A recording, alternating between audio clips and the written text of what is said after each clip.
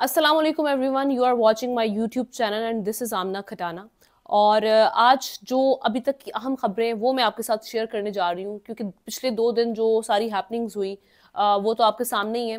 काजी फाइज ईसा की अदालत ने नवाज शरीफ को रिलीफ दे दिया और ताहयात नाअहली यानी लाइफ टाइम जो डिस्क्वालिफिकेशन थी उसको नलिफाइज कर दिया गया, कलअदम करार दे दिया गया, उसे ख़त्म कर दिया गया। यानी अब जो सियासतदान होंगे वो चाहे मुल्क के खजाने में जितनी मर्जी लूट मार करें, मुल्क को जितना भी नुकसान पहुंचा दें, 5 साल के बाद सजा के बाद अगर वो प्रूफ हो गया कि ये सब चोरी हुई है या खजाने में हेरा फेरी हुई है, तो 5 साल के बाद वो दोबारा गवर्नमेंट में आ सकेंगे, इलेक्शंस जो हैं वो कंटेस्ट कर सकेंगे।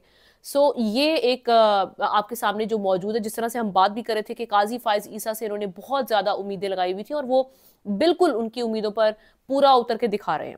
बहरहाल, इससे हटकर आज हम जो बात करने जा रहे हैं आज की खबरों के हवाले से, तो मैं सबसे पहले आपके सामने खबरें रख लूं। सबसे पहले की आज की जो इंपॉर्टेंट हैपनिंग है, इमरान खान को 7वीं बार गिरफ्तार कर लिया गया है और ये गिरफ्तारी डाली गई है GHQ हमला केस में 9 मई के एक दफा फिर उनके ऊपर इल्जाम डालकर। हालांकि वो उस वक्त गिरफ्तार थे ऑलरेडी, और उसको बुनियाद बनाकर इमरान खान को एक दफा फिर उनको जेल में ही गिरफ्तारी डाल दी गई है।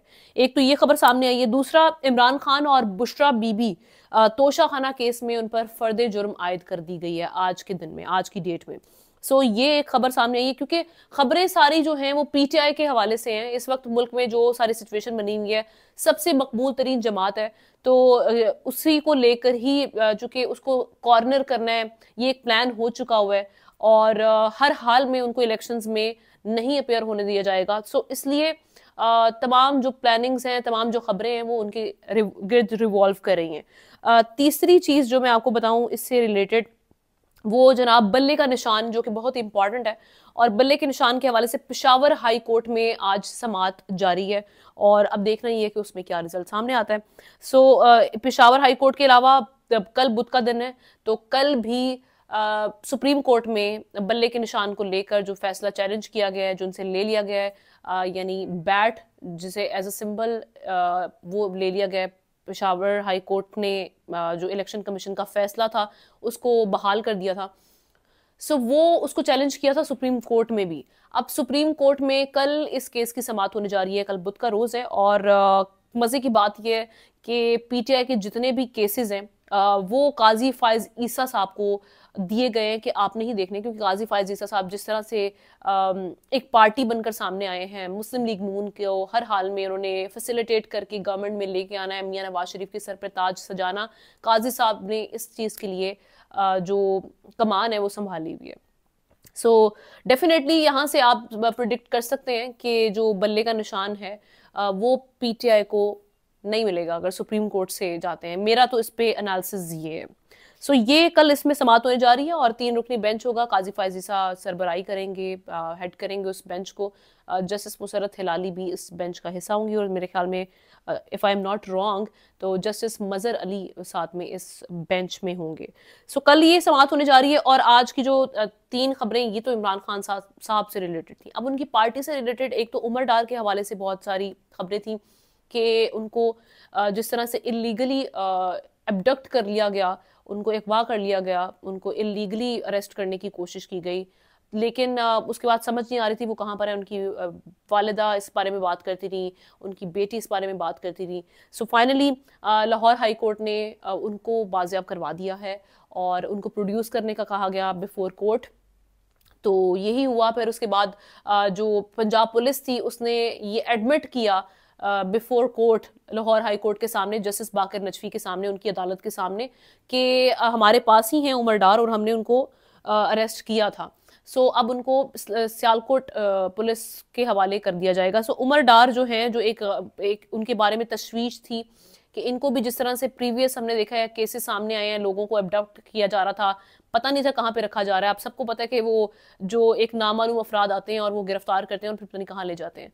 वो जो गिरफ्तारी वाला एक मुअम्मा था वो हल हो चुका है और उमर डार जो है वो रिहा हो गए हैं। उनकी वालिदा रेहाना डार के लिए भी अच्छी खबर वो ये है कि जिस तरह से वो डट कर खड़ी थी हर हाल में, उन्होंने कहा मैं PTI के टिकट पे इलेक्शन कंटेस्ट करूंगी। सो वो इलेक्शन कंटेस्ट करने के लिए उनके जो नॉमिनेशन पेपर्स थे, कागजात नामजदगी थे, वो मंजूर कर लिए गए हैं।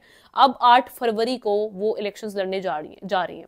अच्छी बात ये है इसमें कि एक पाकिस्तान की जो ख़वातीन है वो जिस तरह से इस इलेक्शंस में पार्टिसिपेट करने जा रही हैं बड़ी तादाद में, और उसके अलावा जो डट कर खड़ी हुई हैं जब भी किसी पार्टी पर, जिस तरह से हमारे यहाँ जमहूरियत को डीरेल करने की कोशिश की जाती है, कुछ ऐसी फोर्सेस जिनका काम नहीं है जमहूरियत में या मुल्की जो मामला है, सियासी मामला है, उनमें दखल अंदाजी करना, तो उनकी जानिब से जब ऐसी कोशिशें की जाती हैं तो बहुत से लोग डर भी जाते हैं और वो बैकफुट पे चले जाते हैं, वो स्टेप डाउन कर जाते हैं। लेकिन ये एक ऐसी खातून है जिनको मैंने बहुत बहादुर, बहुत ब्रेव पाया है, यास्मीन राशिद साहिबा के बाद में। तो उस्मान डार और उमर डार की वालिदा रिहाना डार साहिबा जिस तरह से डट कर खड़ी हैं, उसको तो हम सल्यूट पेश करेंगे। उन्होंने मुख्तलिफ टीवी प्रोग्राम्स में जिस तरह से बात की, और वो ये आपका बेटा जब एबडक्ट होता है आपको पता होता है कि किस टॉर्चर से वो गुजरा होगा, और फिर आप उनको अपने सामने जब देखते हैं कि वो इस हालत में आज जब वो लाहौर हाई कोर्ट में आए उमर डार साहब, तो वो लड़खड़ाते हुए आए, यानी उनको टॉर्चर किया गया था जो उनको नजर आ रहा था फिजिकली।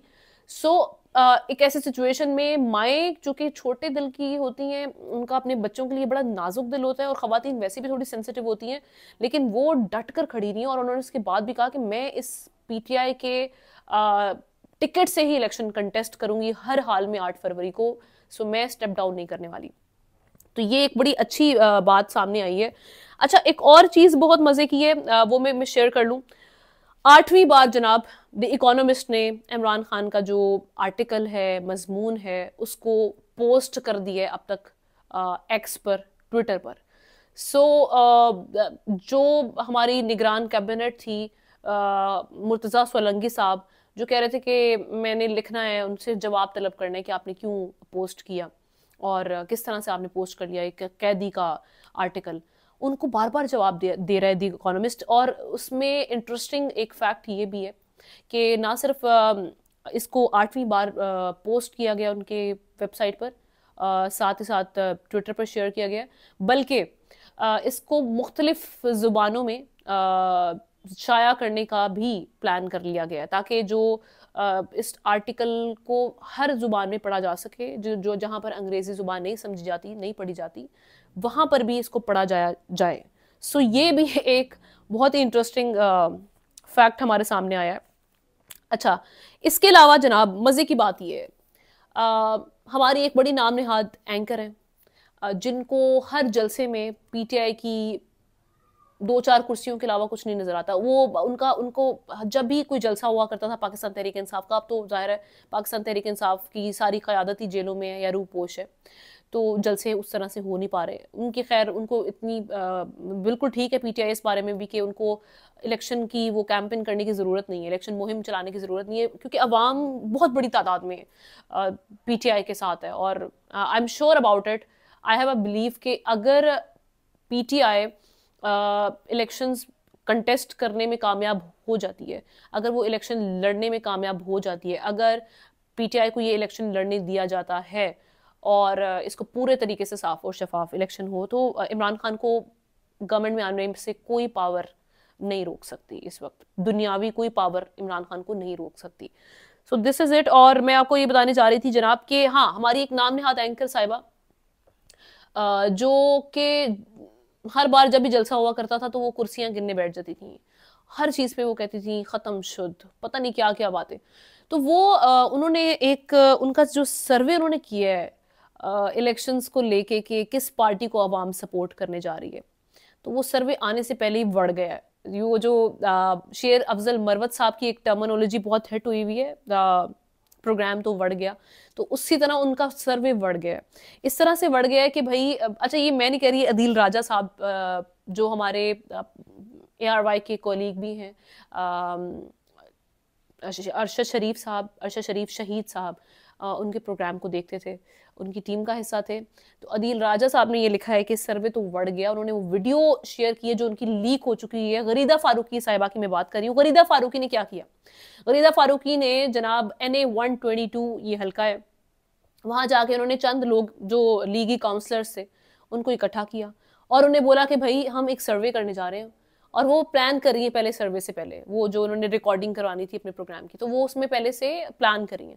सो वो कह रही है कि हम एक सर्वे प्लान कर रहे हैं जिसमें आपने ये बोलना है, और आपने बताना ये है कि हम ताजर बरादरी हैं और हमारे ये कंसर्न्स थे, और इस तरह से आपने बात करनी है। अब जो वो प्लानिंग कर रही है ना, वो वीडियो जनाब किसी ने अपने कैमरे में, अब देखें ये जो टाइम है ना, ये इसमें आप कुछ भी करेंगे ना, वो सब चीजें आपके सामने आ जाएंगी। आप कितना हाइड कर सकते हैं। मियां नवाज शरीफ साहब ने जलसे में वो जो कबूतर वाली एक फिल्म चलाई थी, शाहरुख खान की तरह एक सीन करने की कोशिश की। सो वो फ्लॉप इस तरह से हुआ कि उसकी वीडियो बाद में आ गई। नीचे से कबूतर छोड़े जा रहे थे, वो कबूतर जिनके पर काट दिए गए थे, कुतर दिए गए थे, तो वो आकर बैठते हैं और मियां नवाज शरीफ साहब कह रहे हैं कि देखें जी, कबूतर भी मियां नवाज शरीफ से मोहब्बत करता है। वो चीज़ भी सामने आ गई थी। तो Farida Farooqui, I don't know कितनी उन्होंने अपनी बेइज्जती करवानी है, क्यों आप ऐसी हरकतें करती हैं, वो भी आप पब्लिक में जाके। आप इतनी डम है कि आपको ये नहीं पता कि आप जहाँ पे खड़े होकर बात कर रही हैं वहाँ पे लोगों के पास कैमरास भी हैं, मोबाइल भी हैं, तो वो आपकी वीडियो बना लेंगे और वो लीक भी हो जाएगी। आपने कोई ऐसी प्लानिंग भी करनी थी ना, आप जरा ढके छुपे अंदाज में कर लेती काइंडली। सो फरीदा फारूकी का जो सर्वे था वो आने से पहले बढ़ गया, और जो उन्होंने जिस तरह से कोशिश की ये दिखाने की कि मुस्लिम लीग नून का वो जो NA-122 है वो हल्का उन्हीं का है अभी भी, हालांकि ऐसा नहीं है। अगर ऐसा होता तो क्वेश्चन मैं अपने प्रोग्राम्स में भी, चूंकि मैं बोल टीवी में एक प्रोग्राम होस्ट भी कर रही हूँ, सो मैं कई बार वहां पर ये क्वेश्चन रेज कर चुकी हूँ कि पाकिस्तान मुस्लिम लीग नून अगर इतनी कॉन्फिडेंट है कि नवाज शरीफ साहब चौथी बार वजीर आजम बनने आ रहे हैं, तो वो अवाम में क्यों नहीं आ रहे? अगर उनको लगता है कि अवामी हिमायत उनको हासिल है, तो वो क्यों नहीं जलसे कर रहे?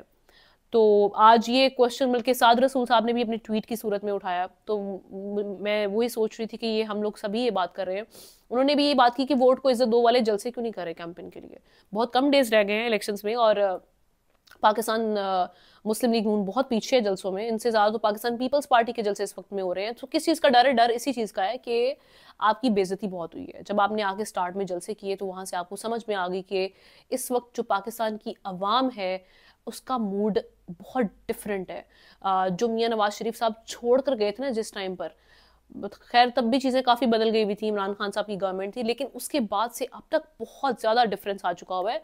बहुत चीज़ें एक्सपोज्ड हो चुकी हुई हैं, और जो खान साहब की जो कारकर्दगी थी, जो उन्होंने सेहत कार्ड प्रोग्राम शुरू किया था, और बहुत सारी चीज़ें अवाम उसको अब अप्रिशिएट करती है। उनके सामने वो कारकर्दगी है, ना कि आपके मोटरवेज वाली कारकर्दगी है, और ना ही आपकी सड़कों वाली कारकर्दगी वाला मामला चलेगा। सो जनाब ये कुछ चीज़ें थी जो मैंने शेयर करने की कोशिश की, और इंशाल्लाह नेक्स्ट वीडियो में फिर आपसे मुलाकात होती है।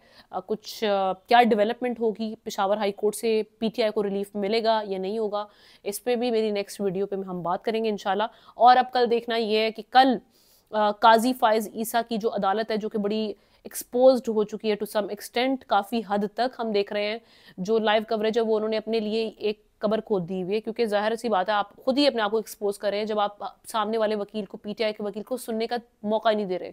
10 सेकंड नहीं होते काजी फायज ईसा साहब बीच में इंटरप्ट करते हैं, और अब यही वजह है कि हम देख रहे हैं कि कुछ ऐसी वीडियोस भी सामने आ रही हैं जिसमें उनको अब वकीलों से सुनना पड़ रहा है, रेजिस्टेंस सामने आ रही है। तो आपकी इसमें काजी साहब थोड़ा सा दिल बड़ा करें और थोड़े से अपने रुतबे का और मर्तबे का ख्याल करें। इस पे आपकी ही जो मजाक बन रहा है दुनिया के सामने, आप एक्सपोज्ड हो रहे हैं बहुत बुरी तरह। सो ये चीज़ें कुछ थी जो मैंने शेयर करनी थी। इंशाल्लाह नेक्स्ट वीडियो में आपके सामने हाजिर होंगे। जो जो खबरें होंगी, जो डेवलपमेंट होगी, वो आपसे शेयर करेंगे।